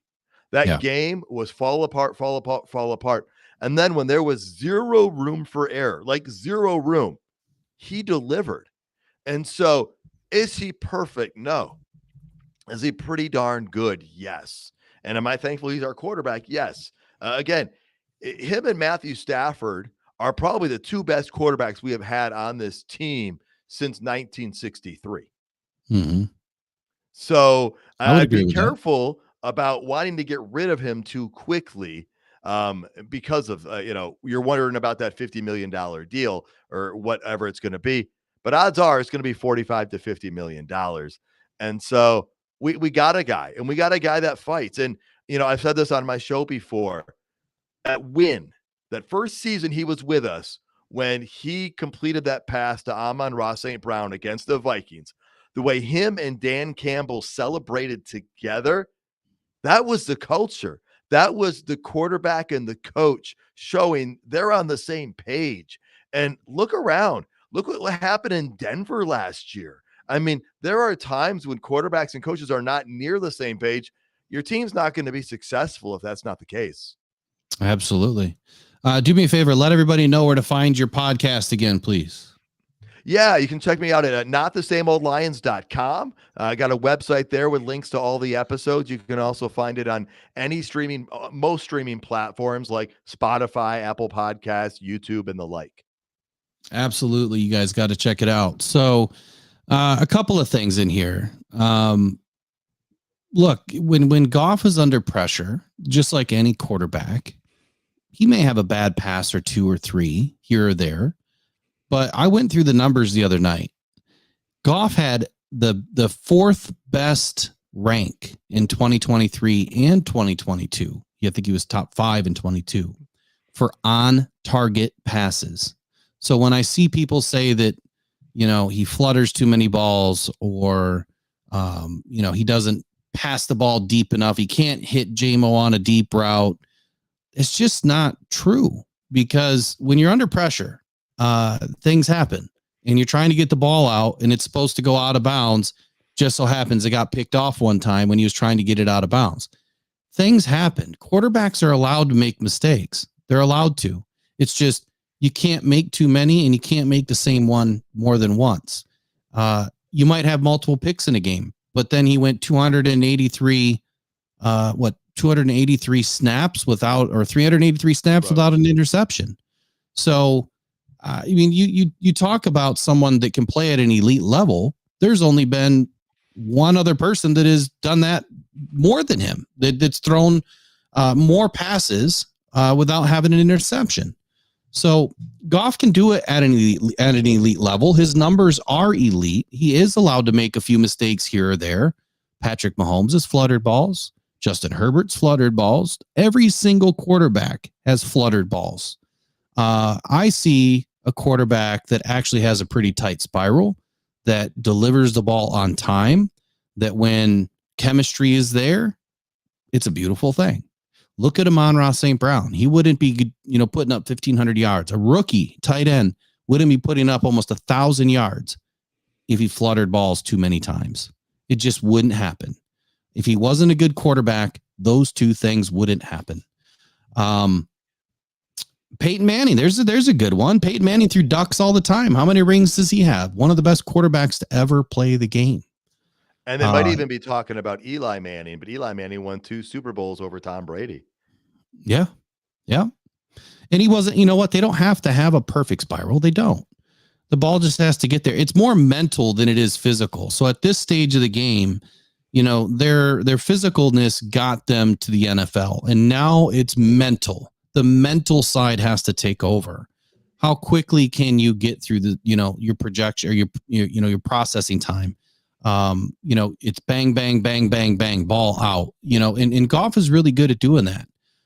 When he gets through his process, I don't know of another quarterback that does it as quickly as Goff, definitely in the NFC North. There's probably only a couple of quarterbacks in the league that can do it as well as he can. So I want to move on from Goff. Let's talk about St. Brown for a minute. Unless there's anything else you want to touch on. No, St. Brown sounds like a great topic to get into. Yeah, because this one I might be on the opposite end as you, only because of the financial implications, which I know is an oxymoron when we're talking about Goff and potentially $50 million, but that's the leader of your team. And St. Brown, so he's projected to get somewhere between $24 to $28 million, in a 3, 4, or 5 year deal per season. And he's been a very important piece to this team. Nobody expected a 4th round pick to do what he's done. But St. Brown did. He's about the only one. And the guy just lights it up. He's Mr. Consistent. He's a workaholic. He practices, harder than anybody else on the team. He's leading by not leading. I think that the minute he steps into more of a leadership role, I think is when you're really going to see this wide receiver room develop. But talking about money and how easier it is to replace his numbers by drafting well and bringing in more wide receivers. Anybody can get hurt on any given day. But what you look at the Kansas City Chiefs have just done for 2 seasons in a row is they had a wide receiver room that wasn't worth more than $18 million both seasons. You had Kelsey, who was the outlier. You could call him a big wide receiver. He just gets paid like a tight end. He gets paid pretty handsomely now. But what are your thoughts on spending that kind of money on one wide receiver when there's only been one team that has won a Super Bowl in the last 10 years with a number one paid wide receiver, and that was the Rams in 20.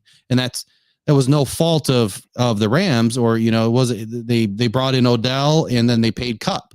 So that's the only team that's won a Super Bowl with a number one paid wide receiver. And they didn't even have to pay OBJ all that much because they only got him for like half a season. They also made a trade for Von Miller halfway through the season and got him on a discount. So it's a tough one. It's a tough one because, first off, as I said earlier, there's only one Patrick Mahomes. And so you take Tyreek Hill away from the Miami Dolphins, you have a very different offense. But you saw the Green Bay Packers not want to trade or not want to pay Devontae Adams. So you're right on this on, how much do you pay a receiver? The Minnesota Vikings are having an interesting discussion right now, or will be, about Justin Jefferson. I believe you have to pay St. Brown, though. And I think it's not just for his production on the field. I think there's a few things that go into this, but I also do see your point on what that does or what that limits in other spots. Now, we're not paying TJ Hawkinson right now. By trading TJ Hawkinson and drafting Sam Laporta, you can pay Amon-Ra St. Brown, and those two guys combined are going to be a lot cheaper than Justin Jefferson and TJ Hawkinson. 1,000%. I also think this is going to blend over or bleed over into culture a little bit. Amon-Ra St. Brown comes in as a 4th round pick and does nothing but work really hard. He's got grit. He sweats grit. The effort he puts in is something that every other rookie now that the Lions bring in see him doing, and it rubs off on the team. Like you said, I think you said he's been a quiet leader so far, and you can lead through example versus leading through speaking. They all have their different roles and moments. But St. Brown, because of his character, because of his work ethic, because of his physicality and his never say die type attitude, I think you got to pay the guy, because that's a guy I want on my team. And it might mean you can't pay somebody else a ton of money, and that would have to probably be the wide receiver room. And that's where the draft comes in, as far as you're either drafting someone. They don't all have to be, the starter, the best guy at their position. There are role players. There are guys that come in and play. Donovan Peoples-Jones could be that guy this year with that full offseason. You could see him over contribute compared to where he is being paid. But I want the Lions to re-sign him. I would love it if it was closer to 22 or 23 million or 20, but it will probably be 25, like you're saying. And I think if they don't pay him, I think then you start to wonder about the culture a little bit, because you're expecting, all right, you come in, you do this, and you put forth the effort, and you blow everything out of the water. You're putting up better stats than, what is it, like all but 1 or 2 guys drafted before you. And so he's put up amazing stats. It's hard to let that guy walk, not just for the stats, but for what he brings to the team, all the intangibles. So you bring up a really good point, and this is a sticky one for Brad. culture. So you promise all these guys, I bring you in and I just need you to work hard. I need you to do your job. And that's it. I don't want you to worry about stats. I don't want you to worry about sacks. I don't want you to worry about yards. I don't want you to worry about touchdowns. Just come in and do your job. If you get the ball, you get the ball. But if you get the ball, do something with the ball. And if you do really well with the ball, well, we're going to keep you. And that's my promise to you, because that's the culture we're building, is that if you come in and you work hard and you do your job and we win together, we want to stay together. So now does Brad Holmes put himself in a box that he has to pay these guys, because it is unequivocally, without a doubt, going to be 1,000% impossible to keep every guy he brings in. So how does he filter? How does he filter it? Well, I do think there's also a difference between drafting somebody and bringing in a free agent. I think 1,000%. Homegrown talent, and it's not just any homegrown talent. I mean, this guy, the effort he has put in, what he has shown, he's everything that the team embodies. Now, I've also heard the take of, all right, if the Lions can't afford them, then maybe somebody else will give them a payday. If you're looking at these free agents that come in on a 1-year deal, say Davenport has a phenomenal season and the Lions can't afford him, somebody else is going to give him a big payday. And so therefore the guy still benefits by coming here. But you are right, Will, there is a chance we could get to a day. I mean, you could make that argument with the left guard we just lost in Jonah Jackson.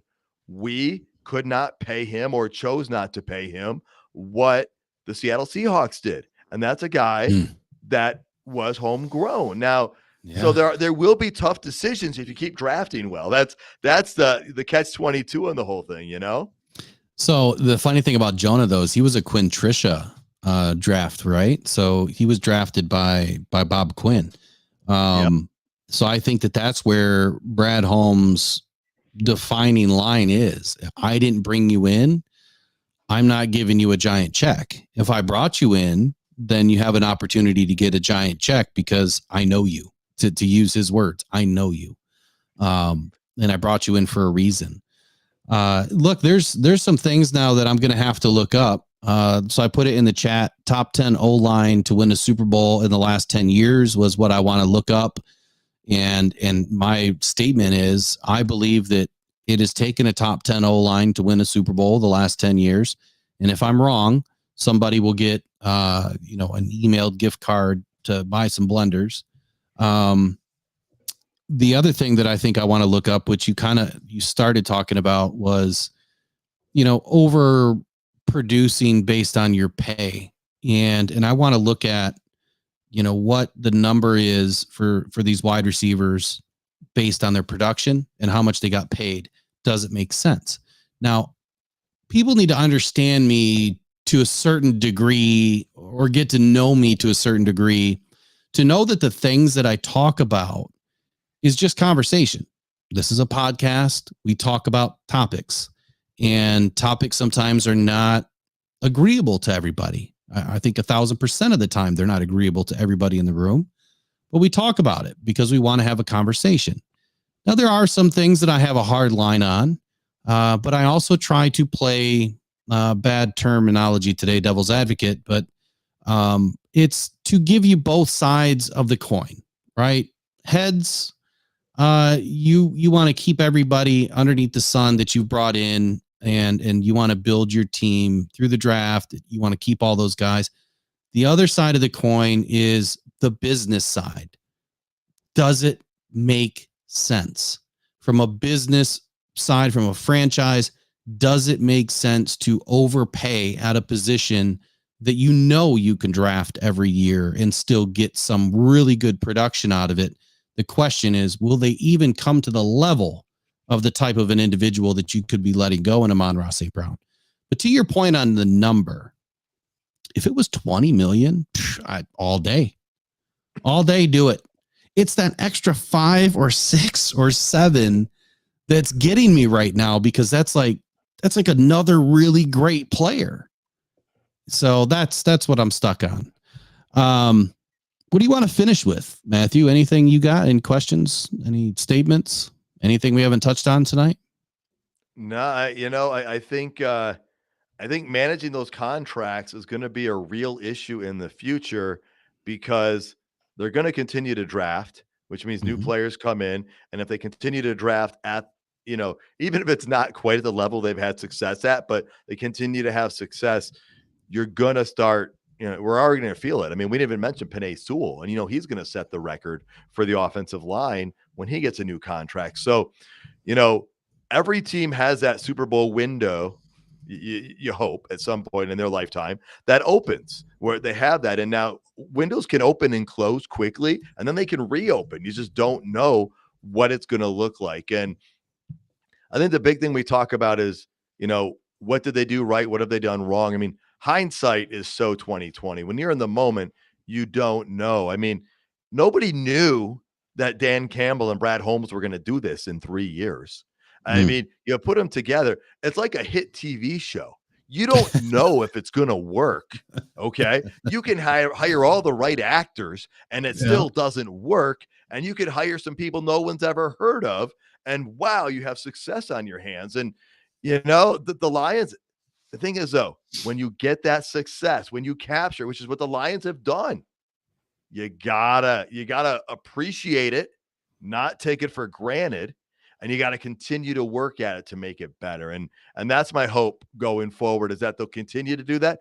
I think they were responsible in the offseason so far with free agency. Yeah, like everybody else, I would love to see big splash moves, but you're going to have to pay some homegrown guys. And so you can't go bring in or trade for T. Higgins or something like that. Like, no, pay St. Brown, draft somebody, So I'm excited, very excited for what happened this past season and even the season before that. But there are going to be some interesting conversations we'll be having here in the future, Will, for sure.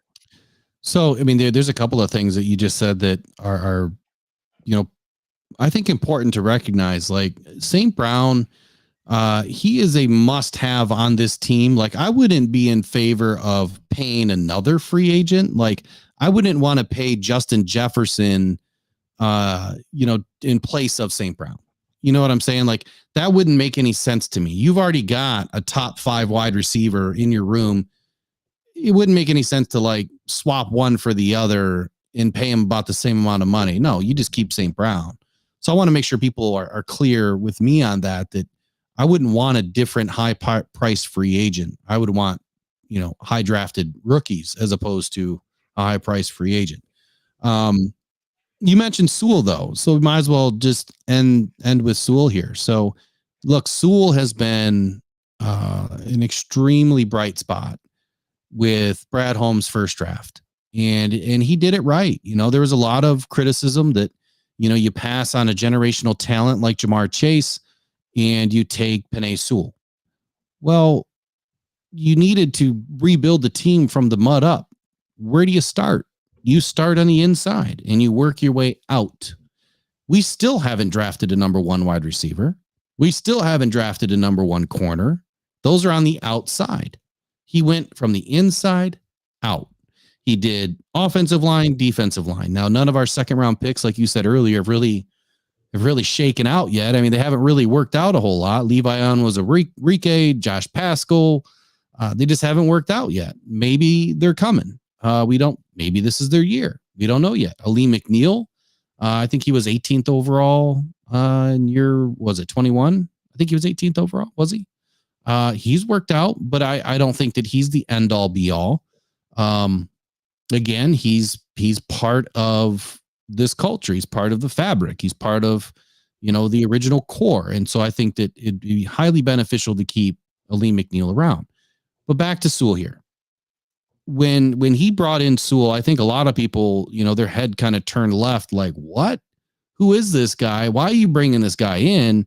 Jamar Chase is staring right at you. But that was the problem that we had for decades, was that we always went out after the highest, potential player that had the shiniest, star around him, that was the fastest vehicle on the lot. And it was always a wide receiver or a quarterback, never an offensive lineman. you got to pay Sewell 25, 24, 22, whatever it ends up being, he's going to get it. He's still very young. You have to keep an offensive line together.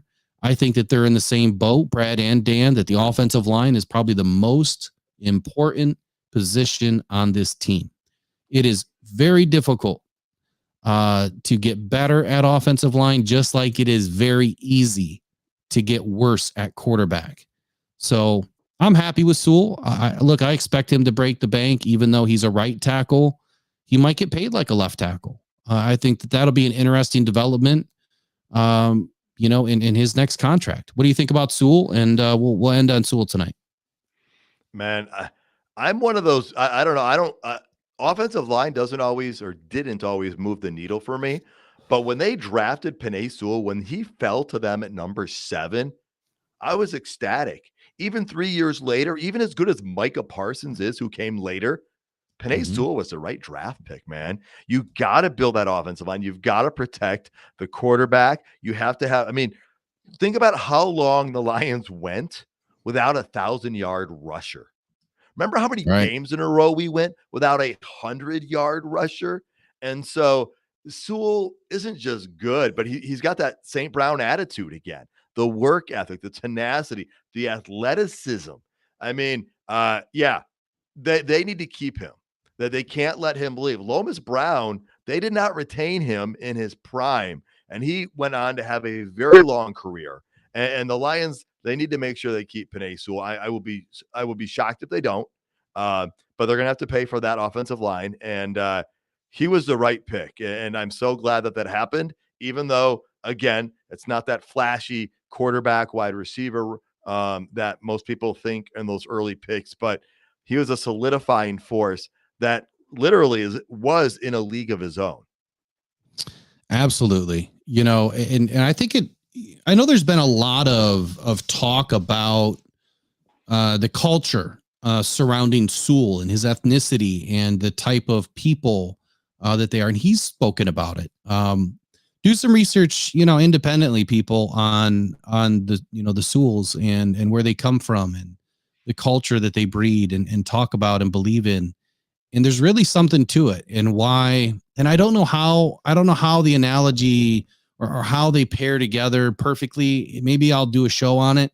But there's something to it that for some reason they just do things differently in life. They walk a different path. They work that much harder, it seems like, than anybody else. And Sewell had mentioned something similar to that a couple of seasons ago. About what they believe in and how they believe in it. And there was a whole thing done on their family.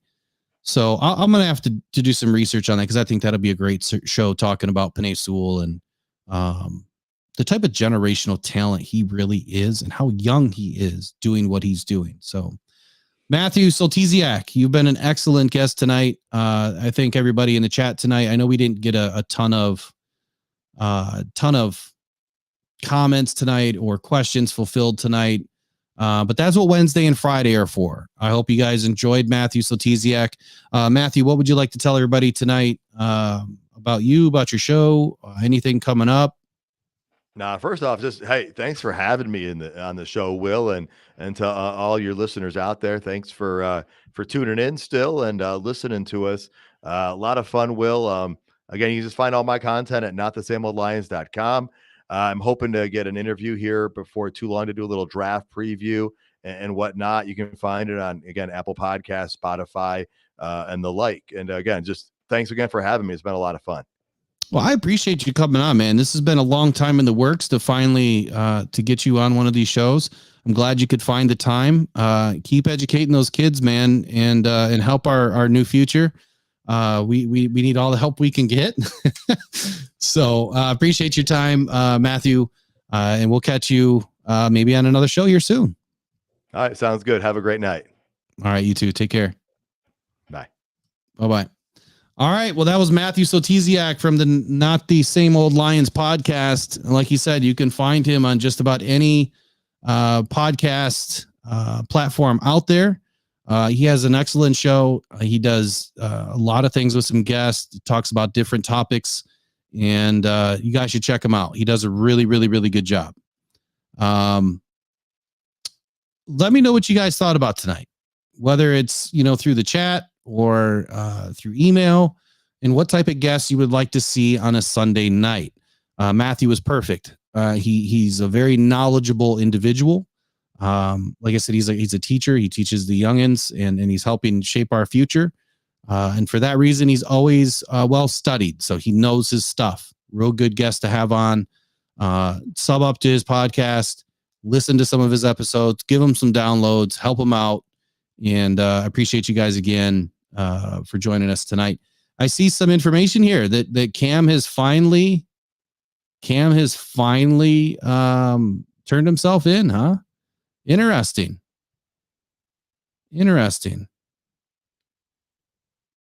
So he was arrested after turning himself in. Well, I think when you turn yourself in, you definitely get arrested. He's going to be sitting in jail probably for at least a little while they figure it all out. But all right. Well, I will dig into that here in just a moment. Might be a late night. All right, you guys. I appreciate y'all. This has been Off the Cuff Podcast, Sunday night. Rock on Detroit Lions. We'll see you guys tomorrow, 8:00, same place, same time. And remember, we've got some new raffles going on. We're going to be doing some autographed memorabilia and some jerseys, as well as every day we do a Monday giveaway. So join us live tomorrow at 8 p.m. The only way you can win is if you are here and if you are live. And we'll try to figure out a good time to do it so that we can capture more people. All right, you guys take care. Have a good Sunday night. Happy Easter, and many blessings to you and your family. Take care. Bye-bye.